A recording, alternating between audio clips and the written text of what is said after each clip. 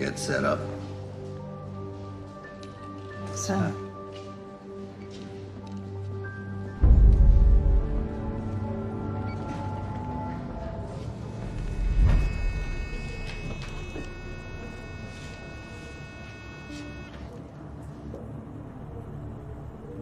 As you know, we're conducting an ongoing inquiry into corruption in public office.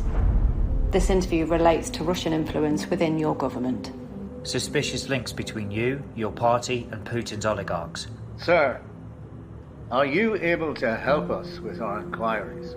And you've just asked the sort of question that I know Westminster people are interested in. I'm interested in one thing and one thing only, and that's bent prime ministers. London's become the money laundering capital of the world. £100 billion of stolen cash every year, much of it laundered by wealthy Russians. And it happened on your watch.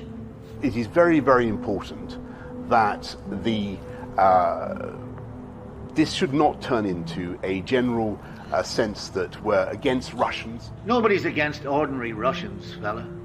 We're against supposed public servants having their heads turned by a fistful of rubles. D.I. Arnott. Item reference LBD2, a report by Parliament's Intelligence and Security Committee. It says, quote, Russian influence in the UK is the new normal, and there are a lot of Russians with very close links to Putin who are well integrated into the UK business and social scene and accepted because of their wealth. No wonder you tried to cover up that report and stop it being published. This is real, I'm sorry to say, and with great respect, so this is complete Bermuda Triangle stuff. Fancy yourself as a comedian, do you, fella? The Ukrainians elected a comedian, but funnily enough, he turned out to be a dedicated leader who isn't selling out his country for party political donations. Since you became leader, your party has taken £2 million from Russian-linked oligarchs. Your party even took £160,000 for you to play a tennis match against the wife of Putin's former finance minister. You, sir, have a conflict of interest between serving our national security and serving your own greed. There's no country in the Western world that is more vigilant in protecting the interests of this country or the international community from Russian interference. God give me strength. You must think we were born yesterday, D.I. Arnott. On screen, image 13. Image 13 is a photograph of you at an Italian airport when you were Foreign Secretary. You'd spent the night at an Italian castle owned by Evgeny Lebedev. Evgeny Lebedev is the son of a former senior KGB officer. When you were asked if it was true that your trip to see Lebedev was against the advice of your officials and without the 24/7 security detail usually assigned to a Foreign Secretary, you didn't deny it. One witness who saw you at the airport described your appearance. Quote, he was such a mess. He was quite dishevelled and his trousers were twisted and creased. He looked like he'd slept in his clothes. What the hell were you playing at? You were the bloody Foreign Secretary. What I can say is that while the country was about to go into the first COVID lockdown, the greatest public health threat in living memory, your mind was on other things, giving Lebedev a peerage. And when our security services rightly told you it was a national security risk, you overruled them and did it anyway. And now he sits in our parliament as Lord Lebedev of Siberia. On screen, image 18.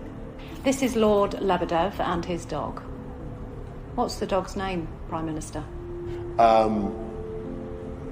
Lebedev named his dog Boris. I don't think there's anything to see here or to worry about. I'll give you nothing to see here, fella.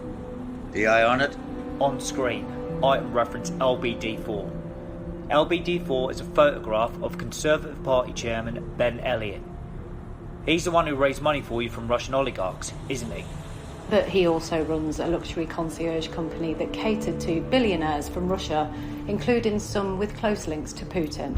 And he set up a Conservative Party advisory board that let the biggest donors, including some with links to Putin, gain privileged access to you, to ministers and advisors at the top of government. You, sir, are a cavalier risk to our national security. We've brought in the biggest package of global sanctions ever imposed on Russia, and we will go further unless and until this aggression stops. Mother of God, we've known for years who Putin was. He's poisoned people on the streets of Britain. He's poisoned and imprisoned political rivals. He's wiped Syrian towns off the map and killed thousands of men, women, and children. But still, you threw open the door to his oligarchs to buy privilege and influence while you and your cronies raked it in. Well, Prime Minister, let me tell you, you may have already sold your soul to the devil, but by God, this country belongs to us, not you, and this country is not for sale, not 1 inch of it. Our challenge to the enemies of democracy, not for sale. Our commitment to our allies, not for sale. Our compassion for victims of war, not for sale.